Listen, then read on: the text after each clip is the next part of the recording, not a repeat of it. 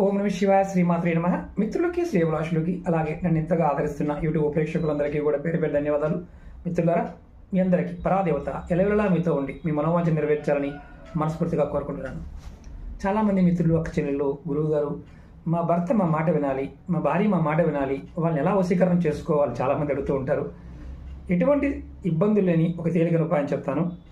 ఆడవారు భర్త తనకు అనుకూలంగా ఉండాలంటే భర్త కాలని ఒత్తుతూ ఉండాలి. అలా ఒత్తడం వల్ల మీ భర్త మీ మాట వింటాడు. అలాగే వారి జాతకంలో రాహుకేతు దోషాలన్నా తెలియపోతాయి. అలాగే మగవారు చేయవలసింది ఏంటంటే, ఆడవారికి ఎవరైతే భార్య ఉంటుందో భార్యని ఎప్పుడు కూడా బూతులు తిట్టకూడదు. అంటే చాలా భయంకరంగా బూతులు తిడుతూ ఉంటారు, అలాంటి బూతులు అనకూడదు.